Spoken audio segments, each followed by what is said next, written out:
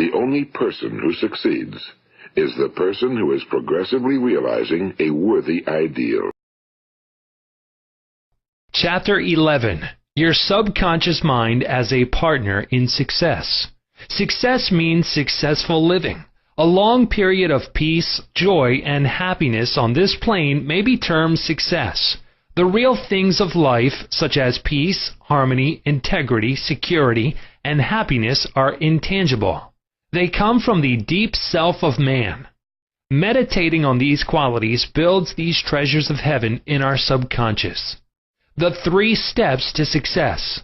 Let us discuss 3 steps to success. The first step to success is to find out the thing you love to do, then do it. Success is in loving your work. Although, if a man is a psychiatrist, it is not adequate for him to get a diploma and place it on the wall. He must keep up with the times, attend conventions, and continue studying the mind and its workings. The successful psychiatrist visits clinics and reads the latest scientific articles. In other words, he is informed in the most advanced methods of alleviating human suffering. The most successful psychiatrist or doctor must have the interest of his patients at heart. Someone may say, how can I put the first step into operation? I do not know what I should do. In such a case, pray for guidance as follows. The infinite intelligence of my subconscious mind reveals to me my true place in life. Repeat this prayer quietly, positively, and lovingly to your deeper mind. As you persist with faith and confidence, the answer will come to you as a feeling, a hunch, or a tendency in a certain direction. It will come to you clearly and in peace, and as an inner silent awareness. The second step to success is to specialize in some particular branch of work and know more about it than anyone else. For example, if a young man chooses chemistry as his profession, he should concentrate on one of the many branches in this field. He should give all of his time and attention to this chosen specialty. He should become sufficiently enthusiastic to try to know all there is available about his field. If possible, he should know more than anyone else. The young man should become ardently interested in his work and should desire to serve the world. He that is greatest among you, let him become your servant. There is a great contrast in this attitude of mind in comparison to that of the man who only wants to make a living or just get by. Getting by is not true success. Man's motive must be greater, nobler, and more altruistic. He must serve others, thereby casting his bread upon the waters. The third step is the most important one. You must be sure that the thing you want to do does not redound to your success only. Your desire must not be selfish. It must benefit humanity. The path of a complete circuit must be formed. In other words, your idea must go forth with the purpose of blessing or serving the world. It will then come back to you pressed down, shaken together, and running over. If it is to benefit yourself exclusively, the circle or complete circuit is not formed, and you may experience a short circuit in your life, which may consist of limitation or sickness. The measure of true success. Some people may say, but Mr. James made a fortune in selling fraudulent oil stock. A man may seem to succeed for a while, but the money he obtained by fraud usually takes wings and flies away. When we rob from another, we rob from ourselves, because we are in a mood of lack and limitation which may manifest itself in our body, home life, and affairs. What we think and feel, we create. We create what we believe. Even though a man may have accumulated a fortune fraudulently, he is not successful. There is no success without peace of mind. What good is man's accumulated wealth if he cannot sleep nights, is sick, or has a guilt complex? I knew a man in London who told me of his exploits. He had been a professional pickpocket and had amassed a large amount of money. He had a summer home in France and lived in royal fashion in England. His story was that he was in constant dread of being arrested by Scotland Yard. He had many inner disorders, which were undoubtedly caused by his constant fear and deep-seated guilt complex. He knew he had done wrong. This deep sense of guilt attracted all kinds of trouble to him.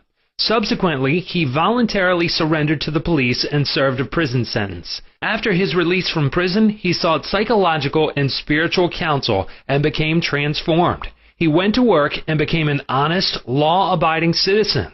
He found what he loved to do and was happy. A successful person loves his work and expresses himself fully. Success is contingent upon a higher ideal than the mere accumulation of riches. The man of success is the man who possesses great psychological and spiritual understanding. Many of the great industrialists today depend upon the correct use of their subconscious minds for their success. There was an article published some years ago about Flagler, an oil magnate. He admitted that the secret of his success was his ability to see a project in its completion. For instance, in his case, he closed his eyes, imagined a big oil industry, saw trains running on tracks, heard whistles blowing, and saw smoke.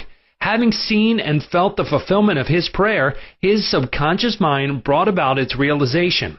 If you imagine an objective clearly, you will be provided with the necessities, in ways you know not of, through the wonder-working power of your subconscious mind. In considering the 3 steps to success, you must never forget the underlying power of the creative forces of your subconscious mind. This is the energy in back of all steps in any plan of success. Your thought is creative. Thought fused with feeling becomes a subjective faith or belief, and according to your belief is it done unto you. Knowledge of a mighty force in you which is capable of bringing to pass all your desires gives you confidence and a sense of peace. Whatever your field of action may be, you should learn the laws of your subconscious mind. When you know how to apply the powers of your mind, and when you are expressing yourself fully and giving of your talents to others, you are on the sure path to true success. If you are about God's business or any part of it, God, by His very nature, is for you. So who can be against you?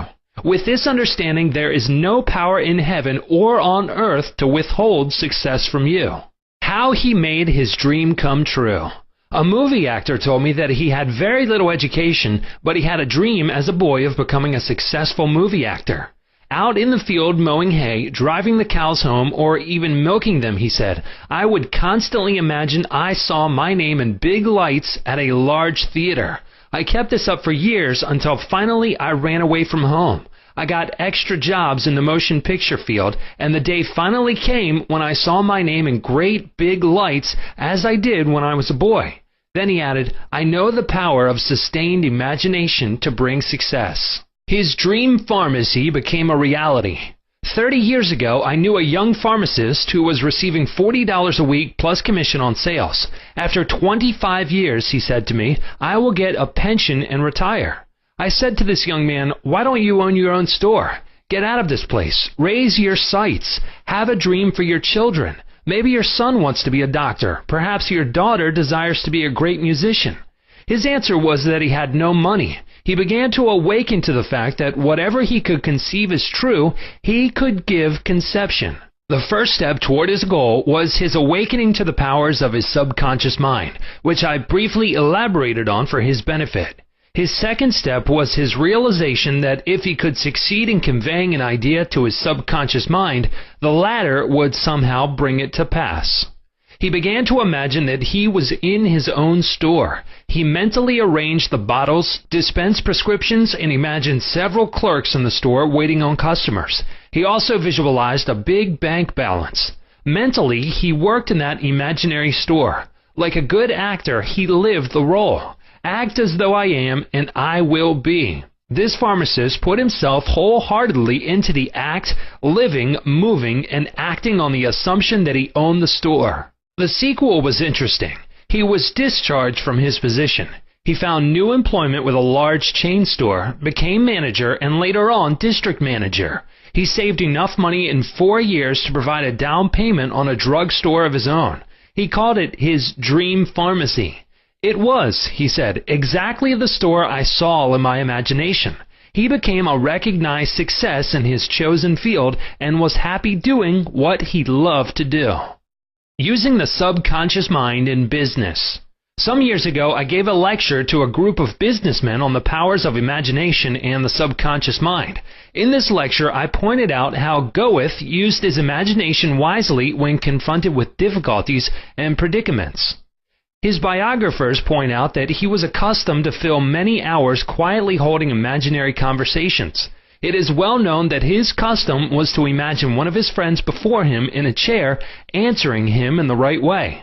In other words, if he were concerned over any problems, he imagined his friend giving him the right or appropriate answer, accompanied with the usual gestures and tonal qualities of the voice, and he made the entire imaginary scene as real and as vivid as possible. One of the men present at this lecture was a young stockbroker.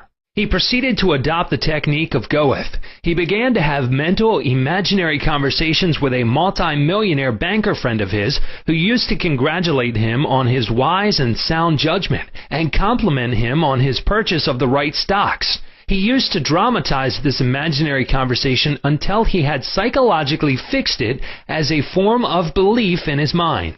This broker's inner talking and controlled imagination certainly agreed with his aim, which was to make sound investments for his clients. His main purpose in life was to make money for his clients and to see them prosper financially by his wise counsel. He is still using his subconscious mind in his business, and he is a brilliant success in his field of endeavor.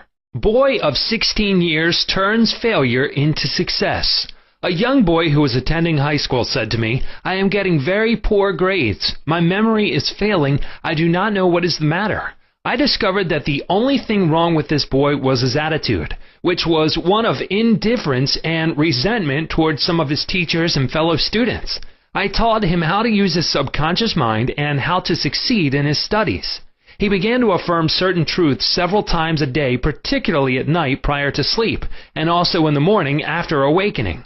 These are the best times to impregnate the subconscious mind. He affirmed as follows: "I realize that my subconscious mind is a storehouse of memory. It retains everything I read and hear from my teachers. I have a perfect memory, and the infinite intelligence in my subconscious mind constantly reveals to me everything I need to know at all my examinations, whether written or oral. I radiate love and goodwill to all my teachers and fellow students. I sincerely wish for them success in all good things." This young man is now enjoying a greater freedom than he has ever known. He is now receiving all A's. He constantly imagines the teachers and his mother congratulating him on his success in his studies. How to become successful in buying and selling. In buying and selling, remember that your conscious mind is the starter and your subconscious mind is the motor. You must start the motor to enable it to perform its work.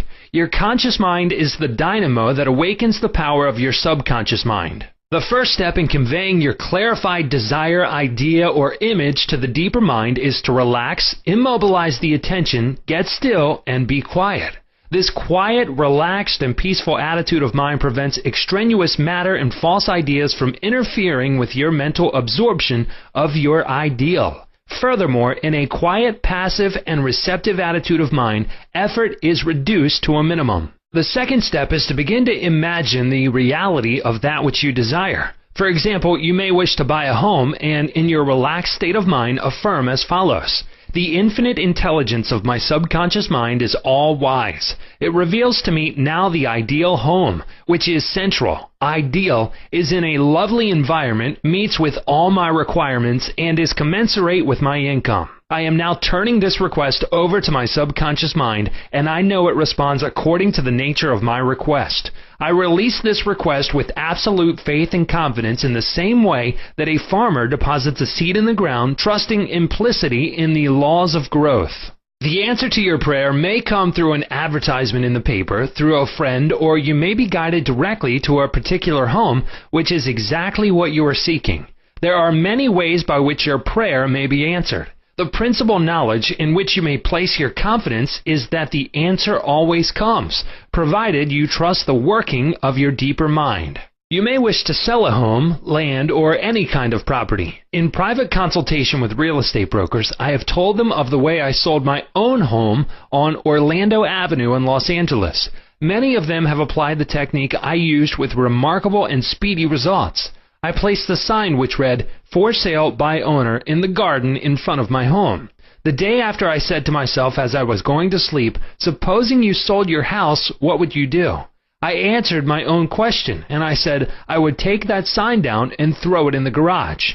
In my imagination, I took hold of the sign, pulled it up from the ground, placed it on my shoulder, went to the garage, threw it on the floor, and said jokingly to the sign, "I don't need you anymore." I felt the inner satisfaction of it all, realizing it was finished. The next day, a man gave me a deposit of $1,000 and said to me, "Take your sign down. We will go into escrow now." Immediately, I pulled the sign up and took it to the garage. The outer action conformed to the inner. There is nothing new about this. As within, so without, meaning according to the image impressed on your subconscious mind, so it is on the objective screen of your life. The outside mirrors the inside. External action follows internal action. Here's another very popular method used in selling homes, land, or any kind of property. Affirm slowly, quietly, and feelingly as follows. Infinite intelligence attracts to me the buyer for this home who wants it and who prospers in it. This buyer is being sent to me by the creative intelligence of my subconscious mind, which makes no mistakes. This buyer may look at many other homes, but mine is the only one he wants and will buy, because he is guided by the infinite intelligence within him. I know the buyer is right, the time is right, and the price is right. Everything about it is right. The deeper currents of my subconscious mind are now in operation, bringing both of us together in divine order. I know that it is so. Remember always that what you are seeking is also seeking you. And whenever you want to sell a home or property of any kind, there is always someone who wants what you have to offer. By using the powers of your subconscious mind correctly, you free your mind of all sense of competition and anxiety in buying and selling. How she succeeded in getting what she wanted. There is a young lady who regularly comes to my lectures and classes. She had to change buses 3 times. It took her 1.5 hours each time to come to the lectures. In one lecture, I explained how a young man who needed a car in his work received one. She went home and experimented as outlined in my lecture. Here is her letter in part narrating her application of my method and published by her permission. Dear Mr. Murphy, this is how I received a Cadillac car. I wanted one to come to the lectures regularly. In my imagination, I went through the identical process I would go through if I were actually driving a car. I went to the showroom and the salesman took me for a ride in one. I also drove it several blocks. I claimed the Cadillac car as my own over and over again. I kept a mental picture of getting into the car, driving it, feeling the upholstery, etc. constantly for over 2 weeks. Last week, I drove to your lectures in a Cadillac. My uncle in Inglewood passed away and left me his Cadillac and his entire estate. A success technique employed by many outstanding executives and businessmen. There are many prominent businessmen who quietly use the abstract term success over and over many times a day until they reach a conviction that success is theirs. They know that the idea of success contains all the essential elements of success. Likewise, you can begin now to repeat the word success to yourself with faith and conviction. Your subconscious mind will accept it as true of you, and you will be under a subconscious compulsion to succeed. You are compelled to express your subjective beliefs, impressions, and convictions. What does success imply to you? You want, undoubtedly, to be successful in your home life and in your relationship with others. You wish to be outstanding in your chosen work or profession. You wish to possess a beautiful home and all the money you need to live comfortably and happily. You want to be successful in your prayer life and in your contact with the powers of your subconscious mind. You are a businessman also because you are in the business of living. Become a successful businessman by imagining yourself doing what you long to do and possessing the things you long to possess. Become imaginative. Mentally participate in the reality of the successful state. Make a habit of it. Go to sleep feeling successful every night and perfectly satisfied, and you will eventually succeed in implanting the idea of success in your subconscious mind. Believe you were born to succeed, and wonders will happen as you pray.